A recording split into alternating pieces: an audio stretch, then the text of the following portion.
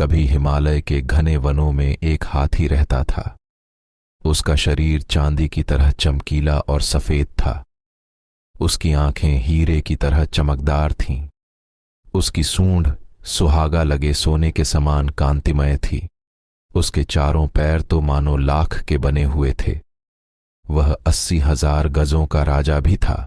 One में विचरण करते हुए एक दिन सीलवा ने एक व्यक्ति को विलाप करते हुए देखा।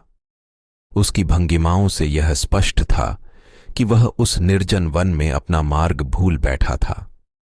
सीलवा को उस व्यक्ति की दशा पर दया आई।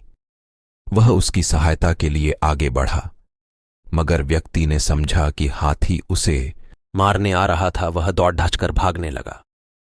उसके भय को दूर करने के उद्देश्य से सीलवा बड्ढी शालीनता से अपने स्थान पर खड़ा हो गया, जिससे भागता आदमी भी थम गया।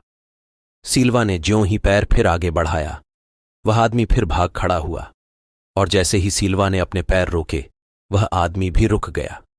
3 बार जब सीलवा ने अपने उपक्रम को वैसे ही दोहराया तो भागते आदमी का भय भी भाग गया।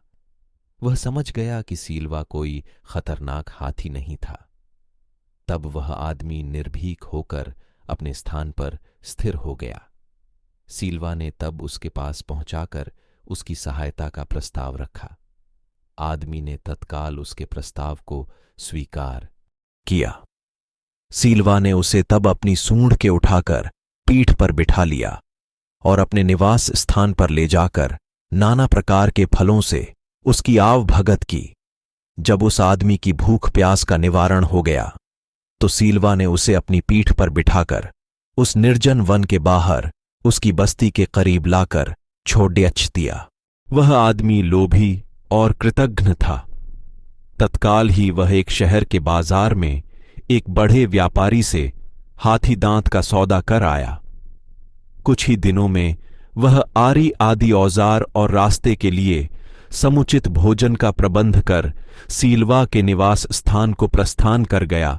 जब वह व्यक्ति से सीलवा के सामने पहुंचा तो सीलवा ने उससे उसके पुनरागमन का उद्देश्य पूछा।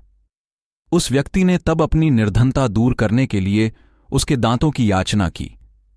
उन दिनों सीलवा दानपारमी होने की साधना कर रहा था। उसने उस आदमी की याचना को सहर्ष स्वीकार कर लिया तथा उसकी सहायता के लिए घुटनों पर बैठ गया ताकि वह उसके दांत काट सके। उस व्यक्ति ने शहर लौटकर सीलवा के दांतों को बेचा और उनकी भरपूर कीमत भी पाई, मगर प्राप्त धन से उसकी तृष्णा और भी बलवती हो गई। वह महीने भर में फिर सीलवा के पास पहुंचकर उसके शेष दांतों की याचना कर बैठा।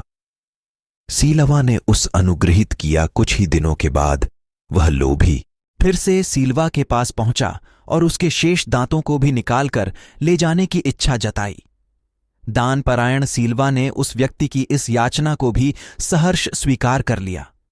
फिर क्या था, क्षण भर में वह आदमी सीलवा के मसूढ़ों को काट छेद कर उसके सारे दांत समूल निकालकर और अपने गंतव्य को तत्काल प्रस्थान कर गया।